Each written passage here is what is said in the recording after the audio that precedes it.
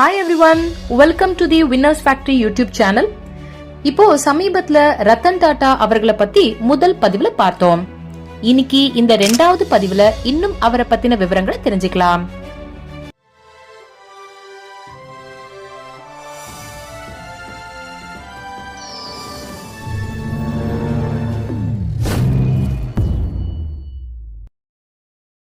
திரு ரத்தன் டாடா அவர்கள் கர்னல் யூனிவர்சிட்டியில ஆர்கிடெக்சர் படிச்சு முடிச்சதுக்கு அப்புறமா அவர் டாடா குரூப்ல இணைஞ்சு கடின உழைப்பால வளர்ந்தாரு.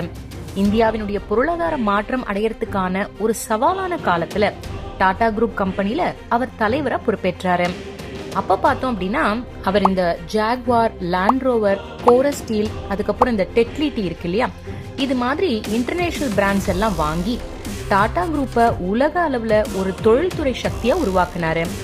அதே மாதிரி தொழில்நுட்பம் முதல் தொழில் தொடர்பு வரைக்கும் டெக்னாலஜி டு டெலிகம்யூனிகேஷன்ஸ், அதே போல இன்ஜினியரிங், இது மாதிரி பல துறைகள்ல அவருடைய தொழிலை விரிவுபடுத்தினாரு. அதுக்கப்புறமா ரொம்ப ரொம்ப முக்கியமான ஒரு விஷயம் அவருடைய ஐகானிக் ப்ராஜெக்ட், அதாவது நானோ கார். இந்த நானோ காரை அவர் உருவாக்குனாரு. அதுக்கு முன்னாடி ஒரு கதை இருக்கு.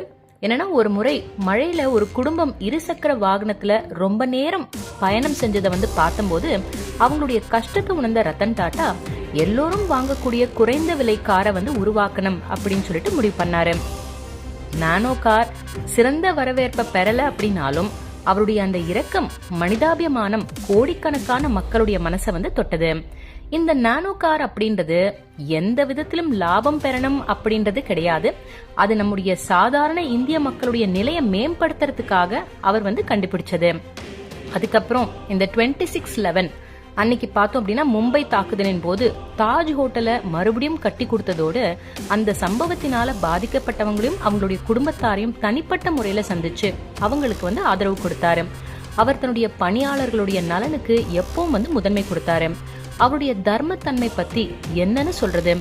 டாடா குரூப் கம்பெனி பங்குகள்ல 60%க்கும் அதிகமானது பார்த்தோம் அப்படின்னா கல்வி, சுகாதாரம் மற்றும் கிராமப்புற மேம்பாட்டுக்காக நன்கொடையா வழங்கப்படுது. இது அவர் தன்னுடைய நாட்டிற்காகவும் சமூகத்திற்காகவும் திருப்பி கொடுக்க கடமைப்பட்டதா நினைச்சு அவர் செஞ்சாரு. அதே மாதிரி அவர் இந்த சோசியல் மீடியா வழியா நிறைய யங்ஸ்டர்ஸ் கிட்ட அவங்கள ஊக்குவிக்கிற விதத்துல பதிவுகள் எல்லாம் பகிர்ந்துட்டு வந்தாரு. அவருடைய பதிவுகள் எல்லாம் ரொம்பவும் நேர்மையாவும் அவர் எப்படி சவால்கள் எல்லாம் சமாளிச்சாரு அப்படின்றது மாதிரி இருந்தது. அவருடைய பதிவுகள் எல்லாம் தொழில் முனைவோர் ஊக்கம் பெறும் விதத்துல அமைஞ்சிருந்தது. இளைஞர்களுக்கு அவர் உண்மையான வெற்றி அப்படின்றது பணம் மற்றும் புகழ் மட்டும் கிடையாது, மனிதாபிமானத்திலும் அது இருக்கணும் அப்படின்றதுக்கு எடுத்துக்காட்டா வாழ்ந்தாரு. நமக்கு பாடமாவும் இருக்காரு திரு ரத்தன் டாடா அவர்கள். தேங்க்யூ.